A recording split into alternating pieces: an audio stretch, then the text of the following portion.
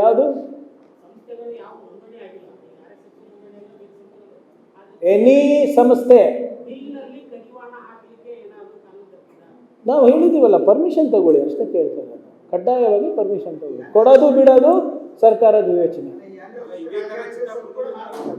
ಸಾರಿ, any one sir. ಈಗ ನಾಳೆ ನೀವು ಒಂದು ಸಂಘ ಮಾಡ್ತೀರಾ ಅಂದ್ಕೊಳ್ಳಿ, ನೀವು ಸಂಘ ಮಾಡಿಬಿಟ್ಟು ದಕ್ಷಿಣೆ ತಗೋತೀನ ಅಂತ ಹೇಳ್ತೀರಾ, ನಿಮ್ಮ ಗುರು ನಿಮ್ಮ ಧ್ವಜ ಅಂತ ಹೇಳ್ತೀರಾ, ನಿಮ್ದು ಯಾವುದೋ ಒಂದು ಧ್ವಜ ಹಾಕೋತೀರಾ, ಅರ್ಶಿಣ ಧ್ವಜನೋ ಹಸಿರೋ ಯಾವುದೋ ಒಂದು, ಅದ್ರ ಮೇಲೆ ದಕ್ಷಿಣ ತಗೋತೀನ ಅಂತ ಹೇಳ್ತೀರಾ. ITD ಬಿಡ್ತದ ನಿಮಗೆ? ಇವ್ರಿಗೆ ಯಾಕೆ ಬಿಟ್ಟಿದ್ದಾರೆ? ಯಾರು? ಯಾಕೆ ನೋಡಿ, ನನಗೆ ಒಂದು ಅರ್ಥ ಆಗ್ತಾ ಇಲ್ಲ. ಇವರು ಕಲ್ಚರಲ್ ಆರ್ಗನೈಸೇಷನ್, ಕರೆಕ್ಟಾ?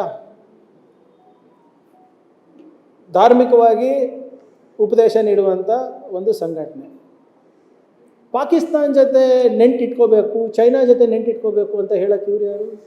ಆಮೇಲೆ ಇವ್ರ ಬಗ್ಗೆ ನಾವು ಏನೇ ಪ್ರಶ್ನೆ ಕೇಳಿದ್ರು ನೀವು ನಾಶ ಆಗ್ತೀರಾ ಅಂತ ಹೇಳಿದ್ರೆ ಏನರ್ಥ?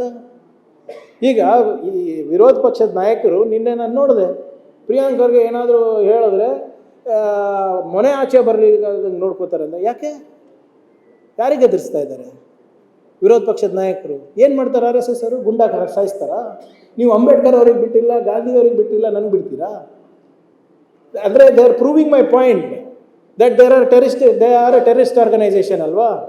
ಯಾರನ್ನ ಧಾರ್ಮಿಕ ಸಂಘಟನೆಗಳು, ಯಾವುದಾದ್ರೂ ಸಾಮಾಜಿಕ ಸಂಘಟನೆಗಳು ಯಾವುದು ದೇಶದ ಪ್ರೇಮದ ಬಗ್ಗೆ ಮಾತಾಡ್ತಾರೆ, ನ್ಯಾಷನಲಿಸಮ್ ಬಗ್ಗೆ ಮಾತಾಡ್ತಾರೆ, ನಿಮಗೆಲ್ಲ ದೇಶಭಕ್ತಿ ಸರ್ಟಿಫಿಕೇಟ್ ಕೊಡ್ತಾರೆ, ಅವ್ರ ಬಗ್ಗೆ ಪ್ರಶ್ನೆ ಮಾಡಿದ್ರೆ ನೀವು ಸತ್ತೋಗ್ತೀರಾ, ನಾಶ ಆಗ್ತೀರಾ, ನಿಮ್ಮ ಮರ್ಡರ್ ಆಗುತ್ತೆ, ನಿಮ್ಮ ಮನೆ ಹೊರಗೆ ಬರೋಕ್ಕಾಗಲ್ಲ ಅಂತ ಥ್ರೆಟನ್ ಮಾಡಿದ್ರೆ you are proving my point.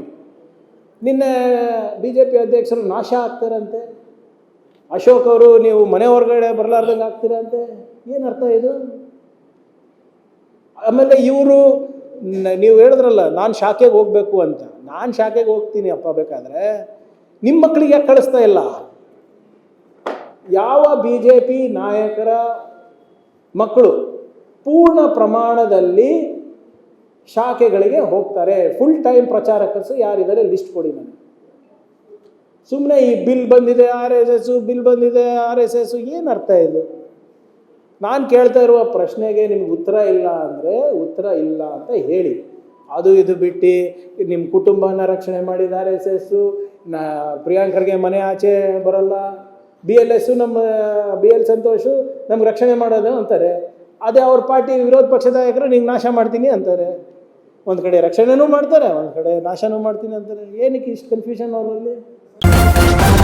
News first, ನಿರ್ಭೀತಿಯಿಂದ ನಿಮ್ಮ ಪರವಾಗಿ.